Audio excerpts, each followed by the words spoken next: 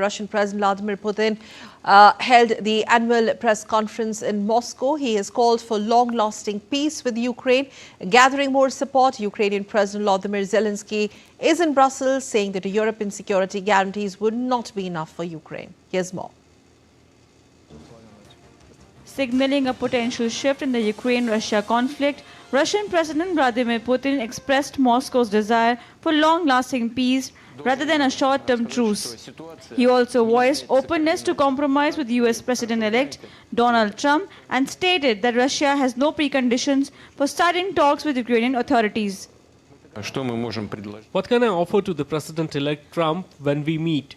First of all, I don't know when we will meet because he doesn't say anything about it. I haven't spoken to him for more than 4 years and I am ready for it, of course, at any time. And I'm ready for a meeting if he wants it. However, at his annual year-end presser, Putin acknowledged that Moscow should have launched its offensive earlier, indicating the country had not been fully prepared for a military campaign that has now stretched nearly 3 years. Despite the prolonged conflict, he reaffirmed that Russia is closer to achieving its strategic goals in Ukraine. Combat operations are a complex thing, and therefore it is difficult and pointless to guess what lies ahead. But that is exactly what is happening, and we are moving, as you said, towards achieving our primary task. If I could look at the situation, certainly knowing what is happening now at the situation in 2022, that the decision which was made at the beginning of 2022, it should have been made earlier. Meanwhile, Ukrainian President Volodymyr Zelensky attended a European Union summit in Brussels, where leaders aim to send a strong message of continued support for Ukraine to the incoming US administration. Zelensky emphasized the critical need for unity between the US and EU to counter Russian aggression and bring peace to Ukraine.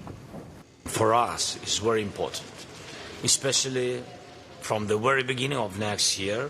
We need very much unity between the United States and EU and countries of Europe. This is very important. We need this unity to achieve peace. And I think only together the United States and Europe can really stop Putin and save Ukraine. European leaders are also stepping up efforts to play a more active role in the peace process. German Chancellor Olaf Scholz called for Ukraine to lead its own peace initiatives, while Hungarian Prime Minister Viktor Orban proposed a Christmas ceasefire to ease hostilities. Just don't let thousands of young guys to die at Christmas time. That's so simple. And change the big quantity of numbers of war prisoners. Let them go home to their family for the Christmas days. So it's not more than several days of peace, In addition to diplomatic efforts, financial and military support for Ukraine continues to grow. The World Bank and the United Kingdom have extended new fundings to support Ukrainian government reforms aimed at stabilizing its economy. Britain also pledged an additional $286 million in military aid to bolster Ukraine's defenses against Russia. Despite these developments, the situation on the ground remains dire, with relentless crossfire reported from both sides. Prasar Bharati for DD India.